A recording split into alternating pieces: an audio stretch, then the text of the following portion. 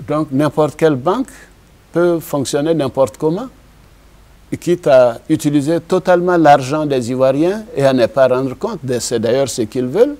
Comme ils ont quelques banques qui n'ont aucune substance, c'est pour empêcher que la commission bancaire ne dise telle banque est en réalité une banque en faillite parce qu'elle n'a pas de ce que nous appelons de fonds propres, c'est-à-dire qu'elle n'a plus de substance, qu'elle n'a plus de capitaux et qu'elle ne doit pas fonctionner. C'est pour empêcher, c'est toujours la même chose.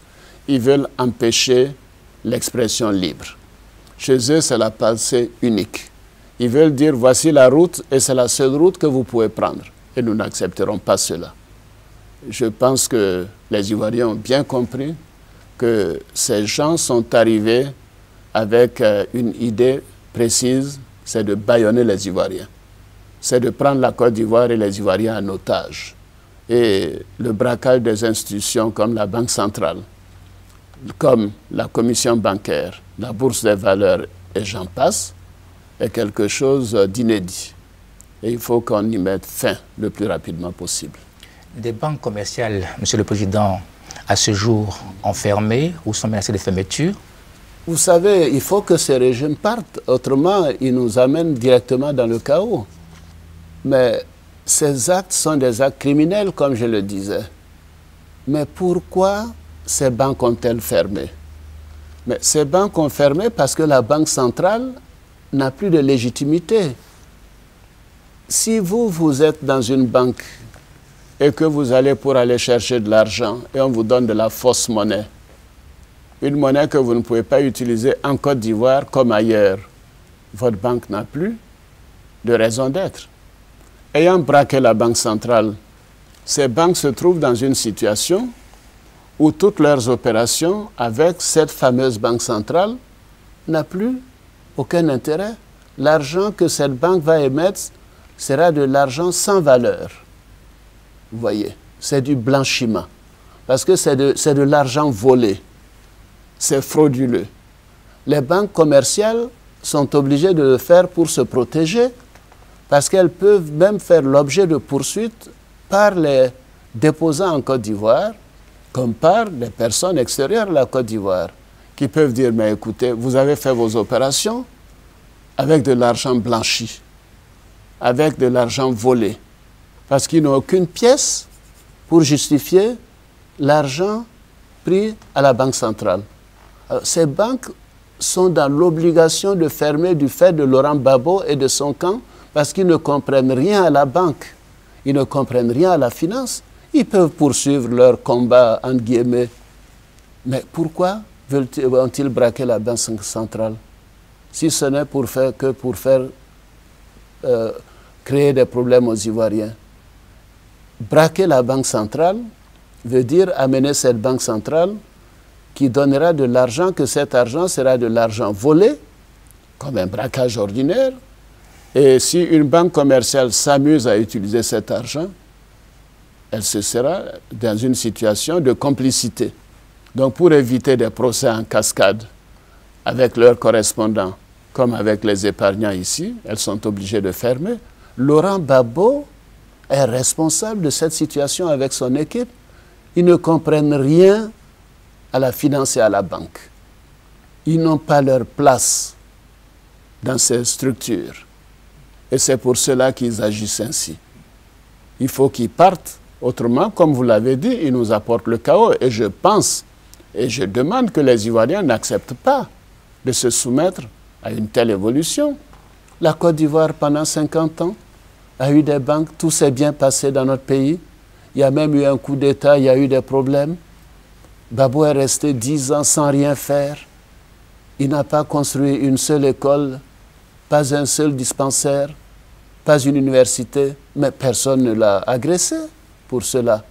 Mais pourquoi aujourd'hui va-t-il toucher à l'épargne des Ivoiriens? Pourquoi va-t-il braquer la Banque centrale au point d'amener les banques commerciales à fermer parce qu'autrement elles s'exposent à la liquidation, à la faillite? Mais il faut qu'ils arrêtent, qu'ils restituent la Banque centrale à la Banque centrale générale, à l'Union économique et monétaire, et en ce moment-là, les banques commerciales pourront ouvrir tout de suite. et poursuivre leur activité. Ceci me paraît indispensable. Si ils ne le font pas, nous devons exiger tous ensemble qu'ils le fassent. Parce que nous ne pouvons pas accepter de rester dans un pays où les banques sont fermées des jours et des semaines. Ce serait catastrophique pour la Côte d'Ivoire. Les populations ivoiriennes, Monsieur le Président, dans ces conditions que vous venez de décrire, sont prises entre deux feux. Oui. D'un côté, les décisions du gouvernement légitimes et de l'autre, les pressions du gouvernement illégitime qui contrôle l'administration. Alors, que doivent-elles faire, ces populations ivoiriennes? Qu'avez-vous à leur dire? Cher ami, je pense qu'il n'y a pas de gouvernement. Il y a le gouvernement légitime. Les Ivoiriens ont voté à 54%. Je crois que nous, Ivoiriens, nous savons qu'il n'y a pas de doute sur cette élection. Et il y a une bande de brigands et de braqueurs de banques, de braqueurs de nos libertés, de confiscateurs, de bâillonneurs. Alors, que voulez-vous? Tout simplement parce qu'ils ont le soutien d'une partie de l'armée avec quelques mercenaires et quelques miliciens, et que de ce fait qu'ils utilisent la violence, ils utilisent les armes. Vous savez, nous sommes plus forts parce que nous sommes des oufouettistes, le président Bédié et moi. Nous ne voulons pas rentrer dans ce cycle de violence. Et c'est pour cela que cette situation a duré. Nous ne voulons pas utiliser les armes, parce que c'est ce que le président Félix Houphouët-Boigny nous a enseigné.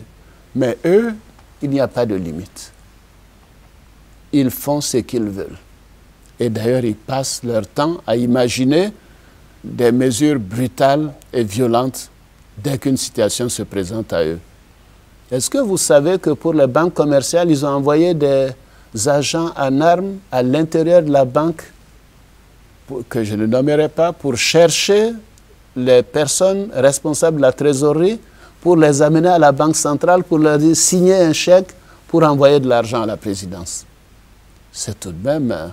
Alors, donc, il n'y a pas de régime. Il y a un seul régime légitime, et c'est le nôtre. À partir de là, tous les actes posés par Laurent Gbagbo et son camp sont des actes frauduleux. Alors, qu'est-ce qui va se passer? S'il continue comme cela, d'abord, je suis certain que les Ivoiriens ne l'accepteront pas. Nous n'accepterons pas cela. Et quand cela prendra fin, tous ceux qui auront collaboré avec ce régime illégitime, avec ce gang de braqueurs, auront à s'expliquer. Et je leur lance un appel, et l'appel, c'est de ne pas coopérer avec cette équipe.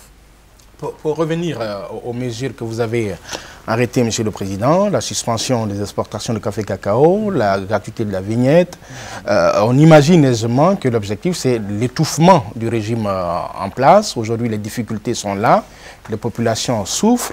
Si ces difficultés perdurent, vous ne craignez pas, Monsieur le Président, que certaines franges de nos populations vous tiennent pour responsable de leurs difficultés?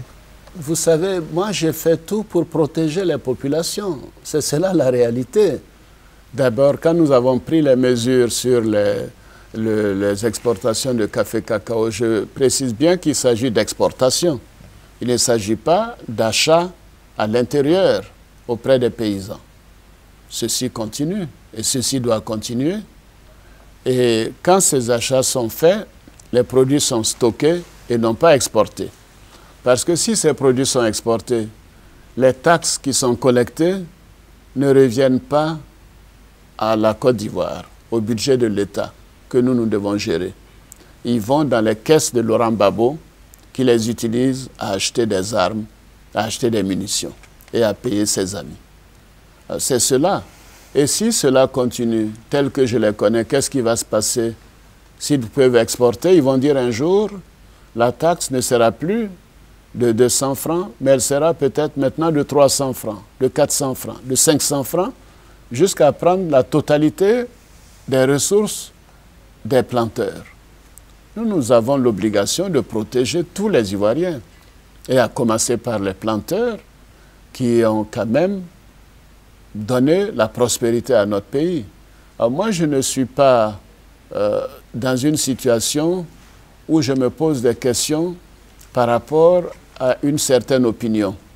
J'ai été élu par mes compatriotes parce qu'ils ont eu confiance en ma capacité de changer la Côte d'Ivoire, d'amener plus de prospérité, de bonheur à nos compatriotes. Et je veux protéger mes compatriotes. Je veux protéger les Ivoiriens en totalité. Les planteurs, les transporteurs, les commerçants, je veux les protéger, les fonctionnaires. Et si Laurent Gbagbo et son camp continuent, ils pourraient apporter la faillite à notre pays. Donc, ils sont responsables des dégâts qui sont causés. Et c'est pour cela qu'ils sont sanctionnés. Vous savez, le fait pour une banque de fermer, c'est une sanction contre Laurent Gbagbo.